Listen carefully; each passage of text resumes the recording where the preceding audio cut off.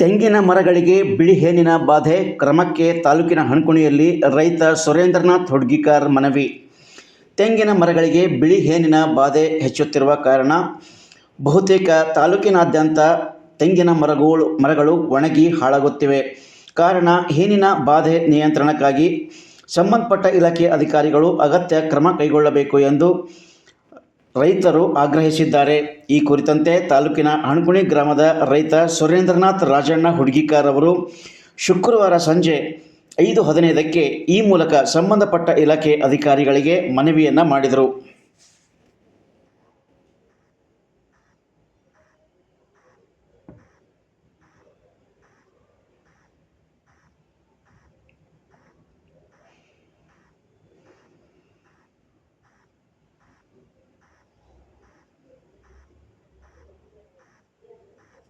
So ಟೋಟಲ್ಲಾಗಿ ಇದೇನದ ಅಂದ್ರೆ ಮೊದಲ ಕಬ್ಬಿಗೆ ನಾವು ನೋಡ್ತಾ ಇದ್ದೆವು, ಬಿಳಿ ಹೇನಿನ ರೋಗ ಅಂತ ಕರಿತಾ ಇದ್ದರು. ಮೋಸ್ಟ್ಲಿ ಅದೇ ಇರಬೇಕು ಅಂತ ನನಗೆ ಅನ್ನಿಸ್ತಾ ಇದೆ.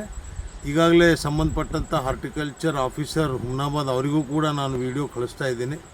ಇಮಿಡಿಯೇಟಾಗಿ ಬಂದು ಇದಕ್ಕೆ ಏನಾದರೂ ಒಂದು ಸೂಕ್ತವಾದಂತಹ ಕ್ರಮ ಕೈಗೊಳ್ಳಬೇಕು.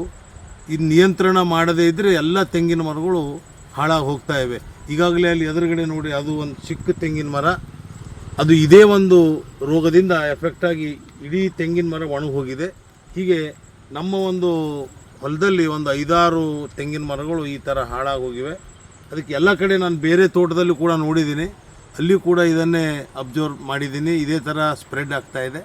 ಅದಕ್ಕಾಗಿ ಸಂಬಂಧಪಟ್ಟಂಥ ಹಾರ್ಟಿಕಲ್ಚರ್ ಆಫೀಸರ್ ಇಮಿಡಿಯೇಟಾಗಿ ಇದ್ರ ಬಗ್ಗೆ ಸ್ವಲ್ಪ ಕ್ರಮ ಕೈಗೊಂಡು ಏನಪ್ಪ ಅಂತಂದರೆ ಕಂಟ್ರೋಲ್ ಮಾಡುವಂಥ ಒಂದು ಏನಾದರೂ ಮೆಥಡ್ ಇದ್ದರೆ ನಮಗೆಲ್ಲ ಹೇಳಿದ್ರೆ ನಾವು ಇಮಿಡಿಯೇಟಾಗಿ ಸ್ಪ್ರೇ ಮಾಡ್ತೇವೆ ಅಂತ ಈ ಮೂಲಕ ಮಾಧ್ಯಮದ ಮೂಲಕ ನಾನು ಹೇಳೋದಕ್ಕೆ ಬಯಸ್ತಾ ಇದ್ದೇನೆ.